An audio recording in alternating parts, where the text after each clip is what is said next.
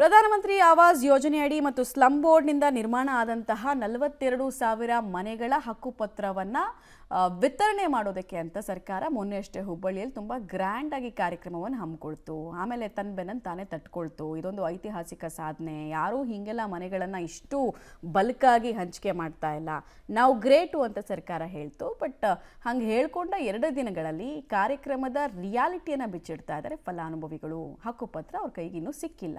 ಯಾಕಾಗಿ ಅನ್ನೋದ್ರ ಡೀಟೇಲ್ಸ್ ಇದೆ, ಹೇಳ್ತೀನಿ. ಸರ್ಕಾರದಿಂದ 42,000 ಮನೆ ಹಂಚಿಕೆ. ಸರ್ಕಾರದ ಕಾರ್ಯಕ್ರಮ ಸೀಮಿತವಾಯಿತಾ ಪ್ರಚಾರಕ್ಕೆ? ಹಕ್ಕುಪತ್ರ ವಿತರಣೆ ಬೊಗಳೆ ಅಂತ ಬಿಜೆಪಿ ಟೀಕೆ. ಪ್ರಧಾನಮಂತ್ರಿ ಆವಾಸ ಯೋಜನೆಯಡಿ ಸ್ಲಂ ಬೋರ್ಡ್ನಿಂದ ರಾಜ್ಯದಲ್ಲಿ 2ನೇ ಹಂತದಲ್ಲಿ ನಿರ್ಮಾಣವಾಗಿದ್ದ 42,345 ಮನೆಗಳ ಲೋಕಾರ್ಪಣೆ ಮಾಡಿದ್ದೇ ಬಂತು.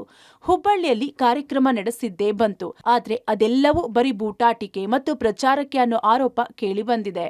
ಹೌದು, ಹುಬ್ಬಳ್ಳಿ ಮಂಟೂರು ರಸ್ತೆಯಲ್ಲಿ ಹೊಸದಾಗಿ ನಿರ್ಮಾಣವಾಗಿರೋ 1,008 ಮನೆಗಳನ್ನ ಸಿಎಂ ಮಲ್ಲಿಕಾರ್ಜುನ್ ಖರ್ಗೆ ಲೋಕಾರ್ಪಣೆ ಮಾಡಿದ್ರು.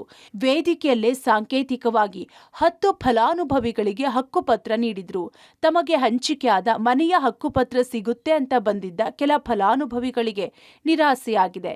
ಯಾಕಂದ್ರೆ ವೇದಿಕೆ ಮೇಲೆ ಸಾಂಕೇತಿಕವಾಗಿ ಹಕ್ಕುಪತ್ರ ನೀಡಿದ್ದು ಬಿಟ್ರೆ ಯಾರಿಗೂ ಹಕ್ಕುಪತ್ರ ನೀಡಿಲ್ಲವಂತೆ. ಇದು ಈಗ ಬಿಜೆಪಿ ನಾಯಕರ ಆಕ್ರೋಶಕ್ಕೆ ಕಾರಣವಾಗಿದೆ. ಇಲ್ಲಿ ಒಂದು ಕಾರ್ಯಕ್ರಮವನ್ನ ಮಾಡಿ ಬಡವರಿಗೆ ಮನೆಗಳನ್ನ ಕೊಡ್ತಾ ಇದ್ದೇವೆ. ಬಿಜೆಪಿ ಅವರಿಗೆ ಬೇರೆ ಕೆಲಸ ಇಲ್ಲ, ನಮ್ಮನ್ನ ಟೀಕೆ ಮಾಡ್ತಾರೆ.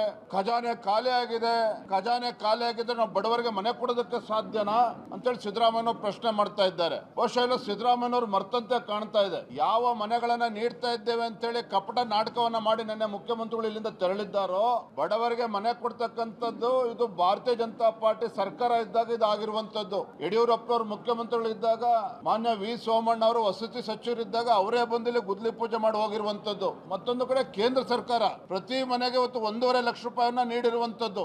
ಇದೆಲ್ಲವನ್ನು ಕೂಡ ಬದಿಗಿಟ್ಟು ತಾವೇನೋ ಕಟ್ಟ ಹಾಕಿದಿವಿ ಅಂತೇಳಿ ನಿನ್ನೆ ಹುಬ್ಳಿಗೆ ಬಂದು ಯಾವುದೇ ಪ್ರೋಟೋಕಾಲ್ ಅನ್ನು ಕೂಡ ಫಾಲೋ ಮಾಡಿದ್ದೇನೆ, ಅದು ಎಲ್ಲವನ್ನು ಕೂಡ ತಾವು ಮಾಡಿದ್ದೇವೆ ಅಂತೇಳಿ ಇಲ್ಲಿ ಭಾಷಣ ಮಾಡಿ ಹೋಗಿರುವಂತದ್ದು. ಇದೇ ಅವ್ರು ಮಾಡ್ತಾ ಇರ್ತಕ್ಕಂಥದ್ದು ಕಳೆದ 2.5 ವರ್ಷದಿಂದ. ಬೇರೆ ಏನು ಸಾಧನೆ ಮಾಡ್ತಾ ಇಲ್ಲ.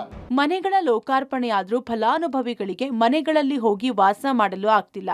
ಆಯ್ಕೆಯಾದ ಫಲಾನುಭವಿಗಳಿಗೆ ಯಾವ ಬ್ಲಾಕ್ನಲ್ಲಿ ಯಾವ ಫ್ಲಾಟ್ ಮಂಜೂರು ಆಗಿದೆ ಎಂಬುದು ಖಾತ್ರಿಯಾಗಿಲ್ಲ. ಅಧಿಕಾರಿಗಳು ಇನ್ನಷ್ಟೇ ಕಮಿಟಿ ಮುಂದೆ ಚೀಟಿ ಎತ್ತೋ ಮೂಲಕ ಆಯ್ಕೆ ಮಾಡಿದ್ದಾರಂತೆ. ಆದ್ರೆ ಕಾರ್ಯಕ್ರಮದಲ್ಲಿ ಲಕ್ಷಕ್ಕೂ ಅಧಿಕ ಜನ ಭಾಗಿಯಾಗಿದ್ರಿಂದ ಗದ್ದಲದಲ್ಲಿ ಹಕ್ಕು ಪತ್ರ ನೀಡಲು ಸಾಧ್ಯವಾಗಿಲ್ಲವಂತೆ. ಫಲಾನುಭವಿಗಳ ಸಹಿ ಪಡೆದು ಅವರ ದಾಖಲಾತಿಗಳನ್ನ ಪಡೆದು ಹಕ್ಕುಪತ್ರ ನೀಡಬೇಕಾಗಿದೆ. ಈ ವಾರದಲ್ಲಿ ವಿತರಣೆ ಮಾಡ್ತೇವೆ. ಹಕ್ಕುಪತ್ರ ಪಡೆದ ಫಲಾನುಭವಿಗಳು ಯಾವಾಗ ಬೇಕಾದ್ರೂ ಹೋಗಿ ವಾಸ ಮಾಡಬಹುದು ಅಂತ ಅತ್ತ ಕಾಂಗ್ರೆಸ್ ನಾಯಕರು ಸಮಜಾಯಿಷಿ ನೀಡಿದ್ದಾರೆ. ಈಗ ಎಷ್ಟು ಮನೆಗಳಾಗ್ಯಾವ ಅಷ್ಟು ಮನೆಗಳಿಗೆ ಹಸ್ತಾಂತರ ಮಾಡ್ತೀವಿ. ಎಲ್ಲ ಮನೆಗಳಿಗೂ ಕೀ ಕೊಡ್ತೀವಿ, ಇಟ್ಕೊಳ್ಳೋದಿಲ್ಲ. 1,008 ಮನೆಗಳದಾವ, 1,008 ಮನೆಗಳು ಕೂಡ ಕೊಡ್ತೀವಿ. BJP ಅವರಿಗೆ ಬೇರೆ ಕೆಲಸ ಇಲ್ಲ. ಅವ್ರಿಗೆ ಮೊಸರನ್ನ ಕಲ್ಲು ಹುಡ್ಕೋದಂತಾರಲ್ಲ, ಇವ್ರಿಗೆ ಏನು ಬೇರೆ ಉದ್ಯೋಗನೂ ಇಲ್ಲ. ಇವ್ರಿಗೆ ಅವ್ರವ್ರ ಇಲಾಖೆ ಅವರು ಏನು ಅದನ್ನು ಮಾಡ್ಕೊಳ್ಳೋದು ಮಾಡ್ಕೊಂತಾರೆ. ಅದಕ್ಕೆ ಏನು ಸಂಬಂಧ?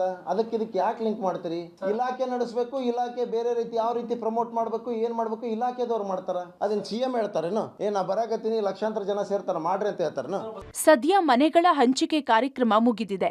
ವಾರದಲ್ಲಿ ಫಲಾನುಭವಿಗಳ ಕೈಗೆ ಹಕ್ಕುಪತ್ರ ಸಿಗೋ ಸಾಧ್ಯತೆ ಇದೆ. ಮನೆ ಪಡೆದವರು ಸರ್ಕಾರದಿಂದ ಸಿಕ್ಕಿರೋ ಮನೆಗಳನ್ನ ಬಾಡಿಗೆ ನೀಡದೆ ತಾವೇ ವಾಸವಿದ್ರೆ ಮಾತ್ರ ಸರ್ಕಾರದ ಉದ್ದೇಶ ಈಡೇರಿದಂತಾಗುತ್ತದೆ. ಕ್ಯಾಮರಾಮನ್ ನಾರಾಯಣಗೌಡ ಜೊತೆ ಸುನಿಲ್ ಪಾಟೀಲ್, ಪಬ್ಲಿಕ್ ಟಿವಿ, ಹುಬ್ಬಳ್ಳಿ.